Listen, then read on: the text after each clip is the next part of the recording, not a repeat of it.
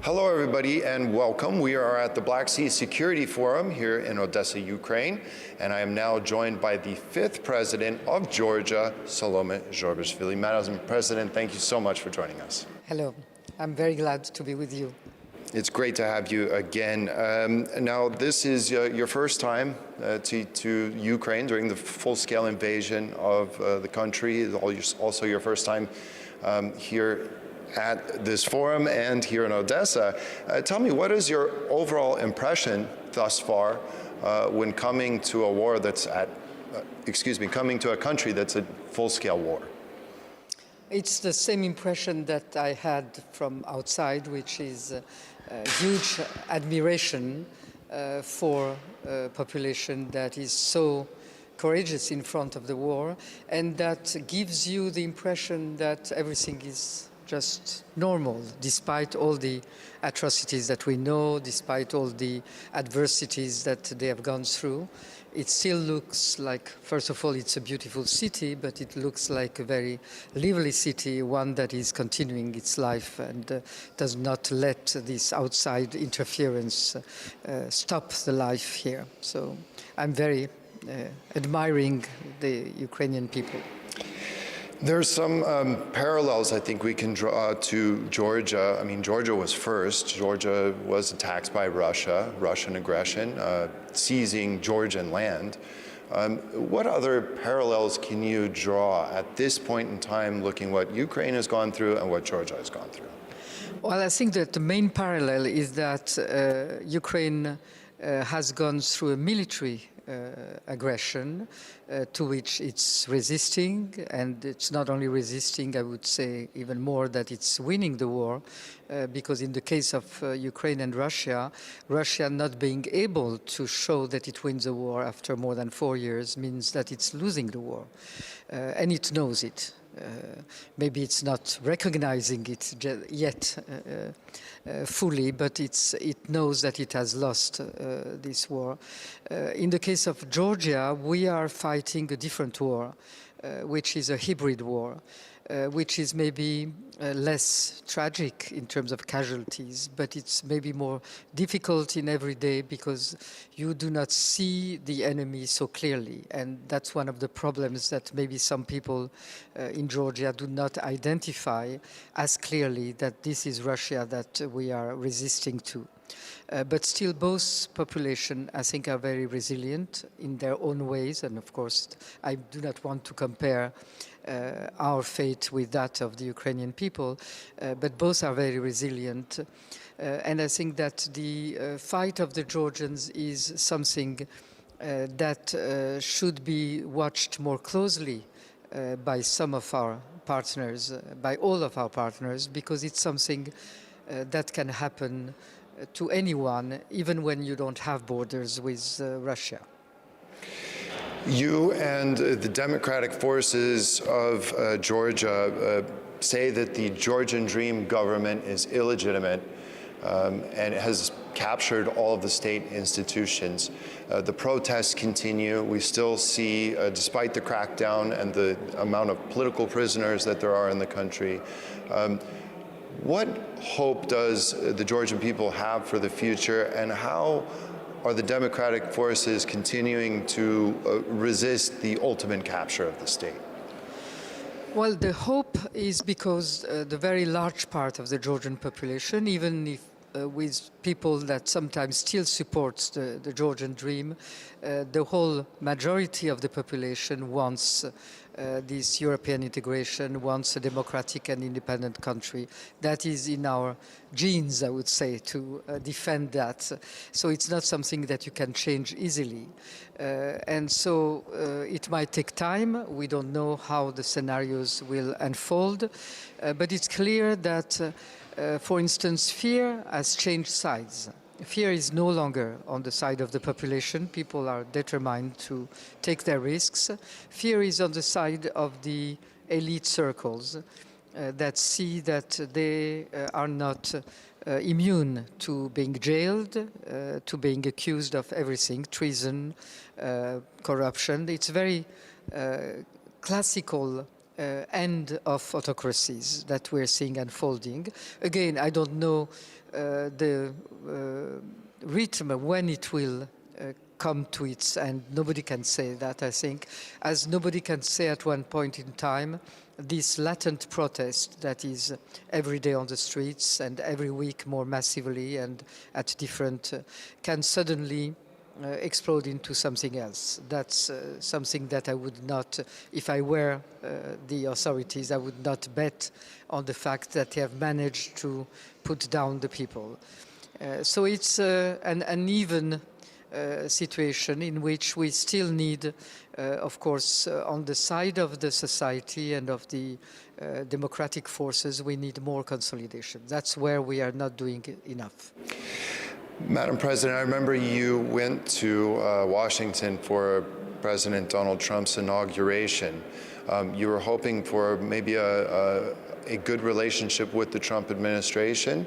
I'd like to just ask you, what is your overall impression of the Trump administration, their engagement with the Georgian Dream, and has this relationship worked out as you had previously hoped?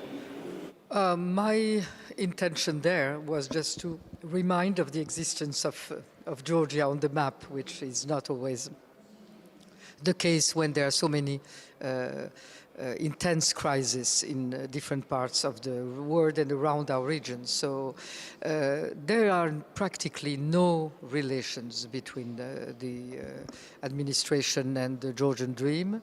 They would like probably some more because their hope is always, as with the European partners, to have business as usual without any concessions. They hope that that would consolidate their power. That's why I'm saying that they do not feel so safe and so solid. So they always need some handshake or something that might consolidate their power. They are not getting that yet from the Americans. They're not getting it from the Europeans, who are constant in their non-engagement policy. So they feel very isolated, and at this point in time we are like that.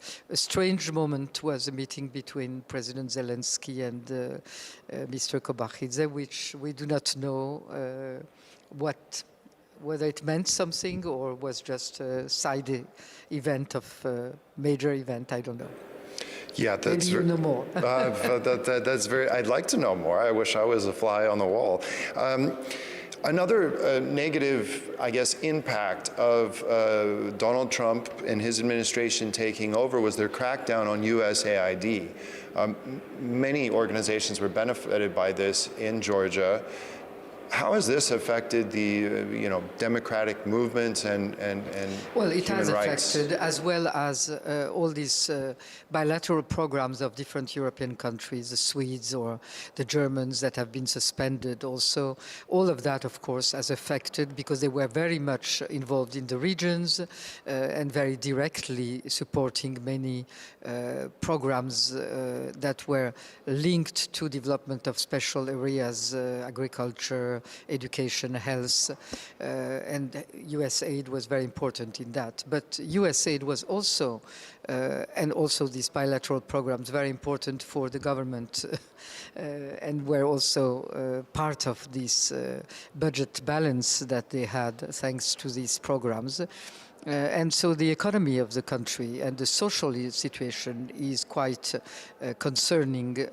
It's not, if you look at the elite that is governing the country, you think that it's a very rich country. They have statistics like in all autocratic countries that look very in good position, but in reality, economy is also catching up with them, and the social issues are growing and growing. And we have by now, which is very rare for Georgia, we have social protests that now accompany the political protests. That's usually how people vote in elections, right? They vote with their wallets. So, well, I know the elections are still far away, but there's also... Well, might be. We don't know that. We know the normal elections should be in 2028, but nothing is to be excluded because there are some signs that the Georgian Dream is preparing for elections. They do certain things that you do when you are going to have elections pretty soon, and they might be tempted to have elections before they see more erosion of their support in the public. So it's a scenario that we cannot exclude and for which we should be prepared, and that's also one of my constant messages with the opposition forces. There are also profound changes taking place within the region. If we look to the south, if we look to Armenia, we're seeing a new dynamic. We're seeing Armenia want to engage with the West. How will that impact Georgia? How is it impacting Georgia? That's the best news that we've had in the region. First, of course, it's a peace between Armenia and Azerbaijan because it's stability of the region, which is very important.